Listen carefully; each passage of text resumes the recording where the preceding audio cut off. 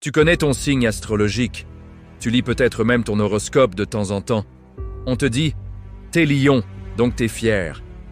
T'es vierge, donc t'es un peu perfectionniste, hein ?» Mais tu sais d'où viennent vraiment ces noms? Ils ne sortent pas de la psychologie moderne, ni du hasard. Ils viennent de mythes anciens, parfois sanglants, souvent sacrés, que même l'astrologie a oubliés. Aujourd'hui, on va redécouvrir ensemble la véritable histoire derrière ton signe. Tu vas comprendre pourquoi le zodiaque n'est pas un simple jeu, mais une véritable carte du sacré. Le bélier, ce n'est pas juste un mouton têtu, c'est la toison d'or. Dans la mythologie grecque, un bélier ailé et en or sauve 2 enfants qui allaient être sacrifiés. Il meurt, mais sa toison devient un trésor légendaire. Le bélier n'est pas simplement courageux, il représente le sacrifice pour sauver les autres. Et le taureau, ce n'est pas un symbole de force brute, c'est Zeus qui se transforme en un magnifique taureau blanc pour enlever la princesse Europe. Mais dans les mythes plus anciens, sumériens ou égyptiens, le taureau est la force de la terre, abattu par le héros pour que l'agriculture puisse naître. Le taureau n'est pas obstiné. Il est la vie qui accepte de mourir pour nourrir le monde. Le lion, alors? Pas juste un roi majestueux, c'est le lion de Némée, un monstre à la peau invulnérable, tué par Hercule. Mais Hercule ne le tue pas par orgueil. Il le fait pour expier une faute terrible, avoir, dans un accès de folie, fait du mal à sa propre famille. Le lion n'est pas fier, il est la souffrance que l'on doit affronter pour se purifier. La Vierge, tu penses à une jeune fille sage et pure, c'est en fait Déméter, la puissante déesse des moissons. Quand sa fille Perséphone est enlevée et emmenée aux enfers, Déméter, de chagrin, laisse la terre mourir. Le blé ne pousse que lorsque sa fille lui est rendue. La Vierge n'est pas froide. Elle est la mère en deuil, qui détient le pouvoir sur la vie et la mort. Le Scorpion? En Égypte, c'est la déesse Serket, qui protège à la fois des venins et des guérisons. En Grèce, un scorpion géant tue le chasseur Orion, mais Zeus les place tous les 2 dans le ciel pour l'éternité. Le Scorpion n'est pas un traître. Il est le gardien de l'équilibre fragile entre la vie et la mort. Et les poissons? Ce ne sont pas juste 2 poissons qui nagent en rond. En Mésopotamie, c'est Ea, le dieu de la sagesse et de l'eau, qui sauve l'humanité du déluge, en apparaissant sous la forme d'un homme poisson. Les poissons ne sont pas de simples rêveurs. Ils sont les sauveurs silencieux qui naviguent dans le chaos pour préserver la vie. Et pour les autres signes, les mythes sont tout aussi puissants. Le Cancer, c'est un crabe envoyé par la déesse Héra pour tuer Hercule, mais qui devient immortel dans les étoiles par gratitude. Le Sagittaire n'est pas un centaure fêtard, mais Chiron, le sage immortel qui souffre d'une blessure incurable et qui offre sa vie pour libérer Prométhée.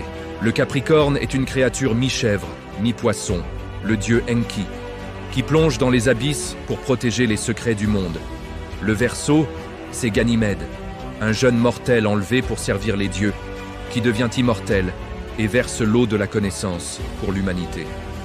Et les Gémeaux, ce sont Castor et Pollux, 2 frères, l'un mortel, l'autre immortel.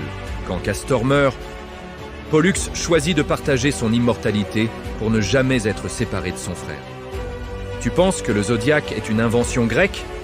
En réalité, il est bien plus ancien. Les Babyloniens l'ont créé il y a 3000 ans. Les Égyptiens l'ont adapté à leur propre dieu. Les Hindous ont leur propre zodiaque, avec des animaux étonnamment similaires. Même les Mayas et les Chinois ont des cycles célestes basés sur des créatures sacrées. Pourquoi cette universalité? Parce que le ciel a toujours été le miroir de l'âme humaine. Chaque signe n'est pas une simple description de personnalité, c'est un archétype, une épreuve cosmique que chaque être humain traverse à sa manière. Le Bélier, c'est l'épreuve du sacrifice. Le Taureau, celle de l'abondance qui doit mourir pour renaître. La Vierge, c'est le deuil qui peut rendre la terre fertile. Le Poisson, c'est la compassion qui nous sauve du déluge. L'astrologie moderne a simplifié ces mythes profonds pour en faire de simples traits de caractère. Mais les anciens le savaient. Ton signe n'est pas ce que tu es. C'est ce que tu es appelé à incarner. Alors, et toi dans tout ça? La prochaine fois qu'on te dira « Ah, tu es Balance, tu aimes l'harmonie », souviens-toi de ça. La balance vient de la déesse égyptienne Mat. Elle pesait le cœur des morts sur une balance, avec une plume de vérité de l'autre côté. Si le cœur était plus lourd que la plume, l'âme était dévorée. Ce n'est pas juste une question de harmonie, c'est le jugement sacré de la vérité. Ton signe n'est pas une excuse, c'est un appel.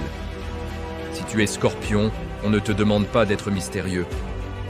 On te rappelle que tu as la capacité de sonder les profondeurs et de guérir ce que les autres fuient. Si tu es Capricorne, ce n'est pas pour être simplement travailleur.